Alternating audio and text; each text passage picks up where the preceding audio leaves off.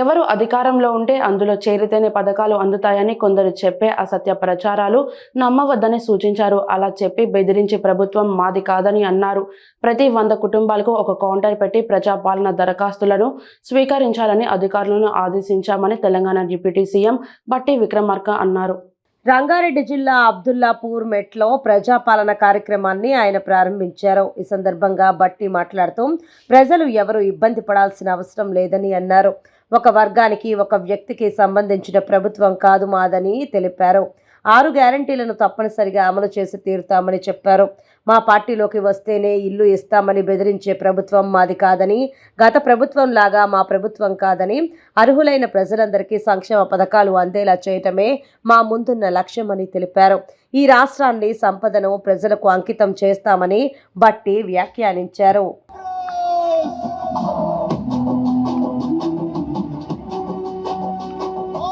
అభయహస్తం గ్యారంటీల దరఖాస్తుల స్వీకరణ కార్యక్రమం. అమ్మా కొంచెం వెనక్కుండు, కొంచెం వెనక్కుండు, అక్కడ మేడం వస్తున్నారు.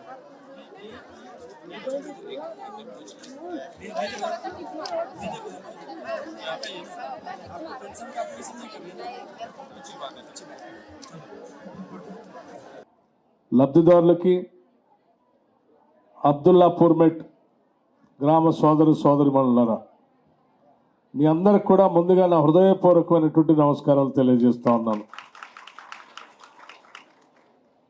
ఈరోజు భారతదేశ చరిత్రలో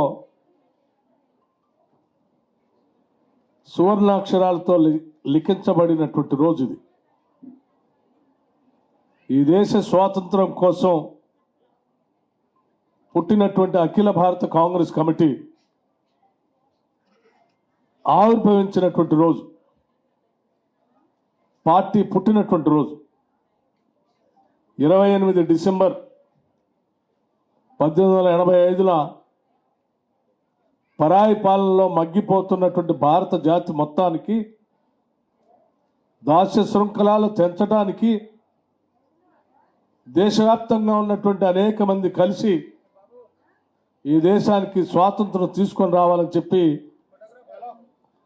ఇదే రోజు ఆనాడు 1885లో బొంబాయి నగరంలో అఖిల భారత కాంగ్రెస్ కమిటీ పార్టీని పెట్టి దశాబ్దాల పాటు పోరాటం చేసి ఈ దేశానికి స్వాతంత్రం తీసుకొచ్చినటువంటి కాంగ్రెస్ పార్టీ పుట్టినటువంటి రోజు. తప్పనిసరిగా ఈ సందర్భంగా ఆనాటి మహనీయులు, ఆనాటి వీరులు, ఈ దేశం కోసం త్యాగం చేసినటువంటి గొప్ప వాళ్ళందరినీ కూడా మనం అందరం గుర్తు చేసుకోవాల్సినటువంటి అవసరం ఉందని నేను భావిస్తూ, అదేవిధంగా కోరి కొట్లాడి ఈ రాష్ట్ర ప్రజల సంక్షేమం కోసం, జీవితాల్లో వెలుగు నింపుకోవటం కోసం, ఉద్యోగాలు తెచ్చుకోవటం కోసం, నిధులు, నీళ్లు, నియామకాలు, ఆత్మగౌరవంతో కూడినటువంటి తెలంగాణ సమాజాన్ని నిర్మించుకోవటం కోసం ఏర్పాటు చేసుకున్నటువంటి తెలంగాణ రాష్ట్ర సమాజం గత 10 ఏళ్లుగా వాటిని పొందలేక, చెందలేక అనేక రకాలైనటువంటి ఇబ్బందులతో మగ్గిపోతూ ఉంటే, ఆ లక్ష్యాలను నెరవేర్చాలనేటువంటి ఆలోచనతో రాష్ట్రంలో ఉన్నటువంటి కాంగ్రెస్ పార్టీ గత 10 ఏళ్ళు పెద్ద ఎత్తున పోరాటం చేసి ప్రజలను చైతన్యవంతం చేసి ప్రజాపాలన తీసుకొని వస్తాం. తెచ్చుకున్న తెలంగాణ రాష్ట్రం ఇందిరమ్మ రాజ్యంలో ప్రజల కోసమే పాలన అందిస్తాం, ప్రజాప్రభుత్వాన్ని ఇస్తాం, ఈ ప్రభుత్వం ప్రజల కోసమే ఉంటుంది, పాలకుల కోసం కాదని చెప్పి మీ అందరినీ ఒప్పించి, మీ మనసులు గెలిచి, మీ అందరి ఆశీర్వచనంతో ఇందిరమ్మ రాజ్యంగా కాంగ్రెస్ పార్టీ ప్రభుత్వాన్ని ఏర్పాటు చేసి, ఉప ముఖ్యమంత్రి వర్యులు మల్లు బట్టి విక్రమార్క గారికి, స్థానిక ఎమ్మెల్యే ఇబ్రహీంపట్నం గారికి, principal secretary Panchayati Raj and rural development Sandeep Sultania గారికి, కమిషనర్ రూరల్ డెవలప్మెంట్ హనుమంతరావు గారికి, సిపి రాచకొండ సుధీర్ బాబు గారికి, మరియు మన జిల్లాకి స్పెషల్ ఆఫీసర్గా నియమితులైన board of intermediate education secretary Shruti Ojha గారికి, మరియు అందరు ఇక్కడ స్టేజ్ మీద ఉన్న మరియు కింద ఉన్న అందరు ప్రజాప్రతినిధులకు, ముఖ్యంగా దీనికి వచ్చేసిన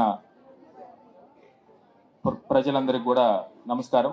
మనము ఈ ప్రజాపాలనలో భాగంగా ఇవాళ జిల్లా వ్యాప్తంగా కూడా ఈ దరఖాస్తులు తీసుకోవడానికి మనం ప్రత్యేక కార్యక్రమాలను ఏర్పాటు చేసుకోవడం జరుగుతుంది. దాని ద్వారా ఈ 6 గ్యారంటీలు ఏవైతే ఉన్నాయో వాటికి సంబంధించిన దరఖాస్తులను అందరి ప్రజల నుంచి కూడా తీసుకోవడానికి అన్ని అరేంజ్మెంట్స్ చేయడం జరిగింది. ఇందులో ప్రతి గ్రామ పంచాయతీ లేదా ప్రతి మున్సిపాలిటీలో ఉన్న వార్డులో కూడా మనము హౌస్ హోల్డ్స్ బట్టి, నెంబర్ ఆఫ్ హౌస్ హోల్డ్స్ బట్టి మనము కౌంటర్స్ వేసి మళ్ళీ స్పెషల్ ఆఫీసర్ నియమించుకొని మనము ఈ క్లెయిమ్స్ తీసుకుంటున్నాము. అందరి దరఖాస్తుదారులకు కూడా నిన్ననే ఎంటీ ఫామ్స్ ఇవ్వటం జరిగింది. అందరి నుంచి కూడా ప్రశాంతంగా దరఖాస్తులు తీసుకోవడానికి అన్ని విధమైన ఏర్పాట్లు చేయడం జరిగింది.